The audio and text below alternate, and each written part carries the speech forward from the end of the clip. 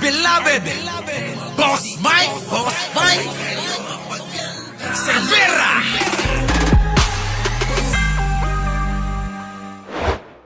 Not gonna finish during Marcos's time. No, the entire subway. But hopefully we can finish 1 or 2 stations. No, para makita. So that Pero people can already see that this is real. No, because when you think of a subway, tama po yung sinabi ng presidente last week, no, sinabi niya, pag iniisip ng taong subway, parang ang layo pa eh. Kita nyo mga kababayan, pagkapos siguro yung mga DDS, sarado utak nun eh. Oo, wala akong nakikitang magandang ginagawa ang gobyerno nun eh. Alam nyo, sa totoo lang tingin ko sa mga DDS, ito yung mga pumalit na mga NPA eh. Yung po bang ayaw paniwalaan yung mga ginagawa ng mga programa at proyekto ng gobyerno. Kita nyo naman kung pagkakaisipin mo talaga na para bang tila ba hindi na mangyayari at malabong-malabo pa, malabo pa sa tinta ng pusit ni Sara na magkakaroon tayo ng subway, di ba? Pero eto na. Kakaiba na. Talagang gusto na ni Pangulo na humabol tayo sa mga progresibo na mga karatig bansa natin. Di po ba? Na hindi nagawa. May pagmamalaki ni Digong? Sige nga tanong ko. Yung mga DDS dyan. Ano ang may pagmamalaki ni Digong sa loob ng 6 na taon na pamununungkulan niyan, aber? Anong progresibo? Anong mga ganitong klase ng proyekto ang nagawa ni Digunyo? Wala hong nagawa. Ito mga kababayan, kesa panaginip natin, hindi natin akalain na mangyayari at kaya palang gawin.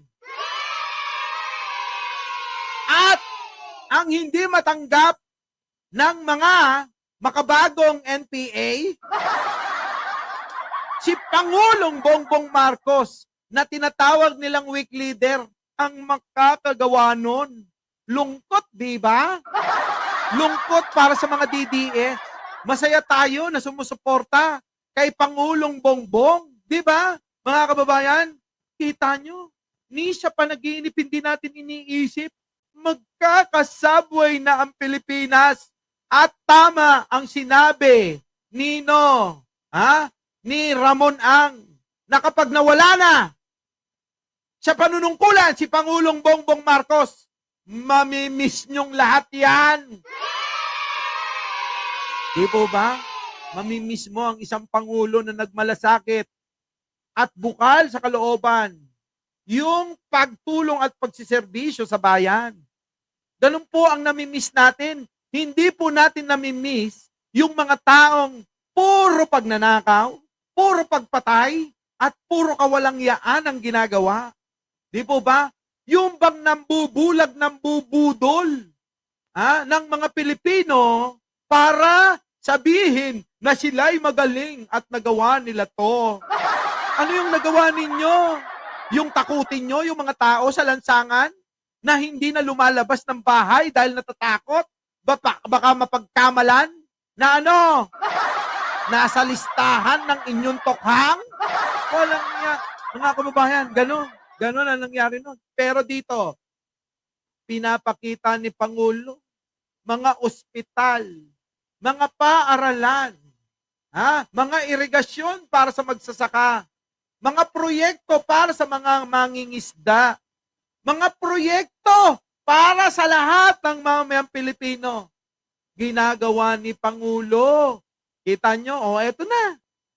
Wag na natin pakahabaan. I-disregard nyo na yung napakarami kong listahan.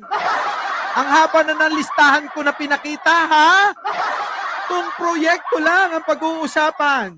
Ang dami ko na naitala sa aking listahan. Hindi na nga mabilang. Dito na lang. Puntan natin ito na kahit sa panaginip ninyo, hindi mangyayari to. Na magkakaroon tayo ng subway. Eto na to. Di ba? Tuloy, pasok! And maraming mga problema ngayon na kailangan nating solusyonan muna. But if we are able to finish 2 stations before the end of the president's term, I think that will really build a lot of confidence in our people that this Correct. can actually get done and we can actually finish it. Okay. Eh, kahit isa nga lang bus eh. Oo eh. Kahit isa lang ho, mga kababayan. Oo, di ba? Basta lang ho may maumpisahan at magamit at maranasan na ng mga ignorante na mga DDS kung ano itong mga proyekto na pinagagawa ni Pangulo, okay na. Di ba? Eh alam naman natin puro karamihan sa mga DDS, ignorante talaga eh. Tanungin nyo, baka pag sumakay yan sa MRT3, iniiwan pa yung tsinelas eh.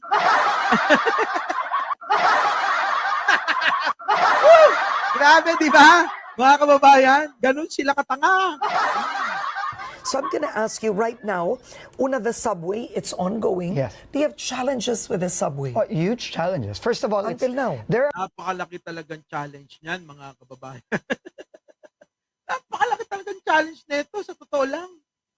Di po ba, mga kababayan? Pero inyo, magkaroon tayo ng subway. Tuloy. Kaya nga kahit isang station lang, may magawa lang at isunod na ng, kung isusunod, ng alin, susunod na administrasyon.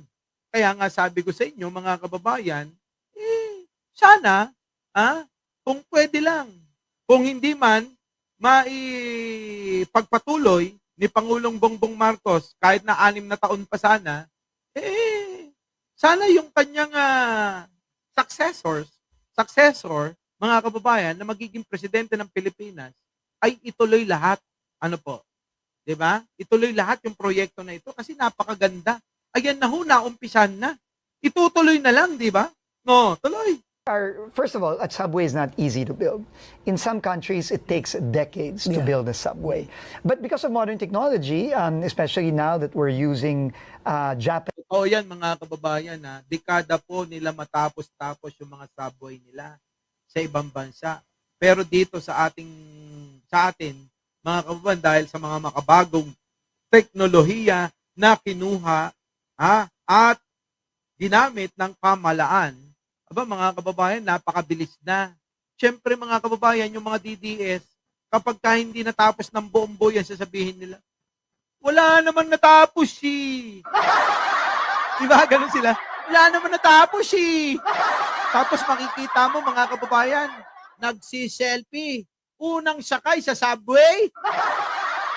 Tapos pag tinignan nyo, sa profile nila, profile pic pa nila. Antindi, di ba? Ganon yung mga DDS eh. Tingnan ninyo, mga kababayan. Ganon.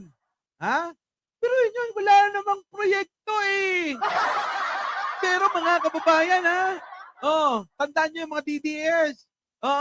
Mayroon pang yan, selfie. Unang sakay sa subway. Profile pic ng mga DDS. Japanese technology, tunnel boring machines, which makes it which is faster to do. Yeah.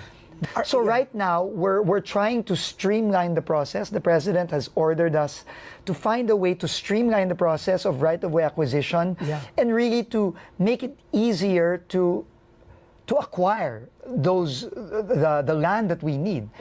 You've been Siyempre, yung mga yung mga dadaanan, yung mga dadaanan ho ng subway, kapag tinamaan ho yun yung mga properties, ibigay nyo na ho. Huwag na ho kayo magpatumpik-tumpik, babayaran naman ng gobyerno eh. Di ba? Ang mahalaga may saayos natin. At maging progresibo yung bansa natin nang hindi tayo napag-iiwanan ng ibang bansa. Para nang sa ganon, mga kababayan, dumami ang turista. At baka naman sa mga kinauukulan, yung mga mayor, mga gobernador sa mga probinsya. Abay, tumulong naman kayo Pagandahin nyo yung inyong lugar, yung inyong probinsya. Hindi yung puro kurakot lang kayo ng kurakot. Para kayong mga pirana. Di ba? Gawin ninyo, pagandahin nyo yung mga lugar ninyo. Taniman nyo ng mga magaganda at diligan nyo araw-araw. Hindi yung ang iniisip ninyo kung paano kayo makaka-kickback sa bawat proyekto at galaw ng inyong lungsod o lugar. Ganun ho kasi mga kababayan nangyayari.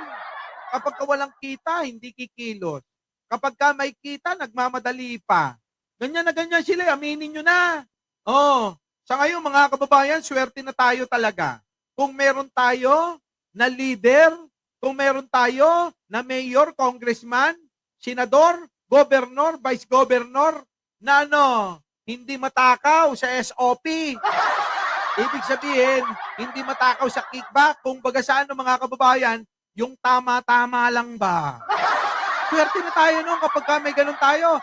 Kaya, kung meron tayo na isang Bongbong Marcos, abay napakaswerte natin. Sobra. Bakit? Si Bongbong Marcos, hindi magnanakaw, hindi korap. Oh, di ba? Sabi ni Sara yan. I love you, BBM. Di ba, mga kababayan, So, hindi korap po, hindi magnanakaw si Pangulo. Galing po sa bunganga ni Sara Duterte yun. Si Sara Duterte, oo. Dahil wala naman sinabi si Pangulo na hindi magnanakaw si Sara Duterte eh. Si Sara may sinabi na hindi magnanakaw si Pangulo, oo. Si Pangulo, may sinabi ba? Oh, boto nyo si Sara, hindi magnanakaw. Hindi sasabihin ni Pangulo yun. Bakit? Ha? Baka nararamdaman niya na magnanakaw talaga eh. Nako. Talay. Into administrations, what is the difference? I mean, working under the Duterte administration and the Marcos administration, just objectively. The challenges are the same, Karen. No, I mean, I worked in the infrastructure sector as well, although on a much smaller scale. I was in charge of a GOCC, DCDA. Clark. Yeah. I did act as advisor for infrastructure, but that was more of a coordinative role rather than a hands-on implement. But the challenge are the same. No, the challenges are. Kung yung challenge pala parehas lang bakit hindi nagawa ni Digong? Ibig sabihin, kung may weak leader dito, hindi si Pangulong Bongbong. Ang weak leader, mga kababayan, alam nyo, si Digong. Si Digong talagang weak leader, Di po ba? Parehas lang ho Parehas lang daw ho yun, sabi nito. Itong bagong DOTR secretary, mga kababayan. Di po ba? Kung parehas lang, bakit yung hindi nagawa ni Digong? Ano yung pagmamalaki nyo? Yung alin, ang ipagmamalaki na, Dolomite Beach. Walang iya. Dolomite Beach na pinagkakitaan ng laki-laki. Baka akala nyo, hindi sila kumita dyan ng bilyones, no? Bilyon ang kinita nila dyan. Tuloy. Are the same. And I think what's good about the president now is his acknowledgement that, may pagkukulang ang gobyerno. No, may pagkukulang ang gobyerno and kailangan nating ayusin 'yon. Correct, mga kababayan. Yan naman ang kagandahan kay Pangulo. Aminado na may pagkukulang. Sabi nga natin, wala namang perpektong gobyerno. Kaya ang hirap naman na sabihin ni Pangulo na perpekto tayo. May pagkukulang. Opo. Kaya nga, pinipilit ni Pangulo yung sipag niya, tapatan naman ng mga gabinete niya. Di ba? Yung sipag ni Pangulo, hindi nagkakatugma sa sipag ng mga gabinete niya. Ang kailangan ni Pangulo ngayon, yung mabilis, agaran ng pagtatrabaho tulad niya. Kasi mga kababayan, kahit na anong gawin ng leader, kung yung mga nasa ibaba, mga kababayan ay papatay-patay, mahihirapan pa rin si Pangulo dahil mag-isa. Ang kailangan, kaya nga nandiyan yung mga yan, mga kababayan, para tulong-tulong sila't may makasama yung ating mahal na Pangulo. Hindi yung siya lang ang magtatrabaho para sa inyo. Hindi ho ganon.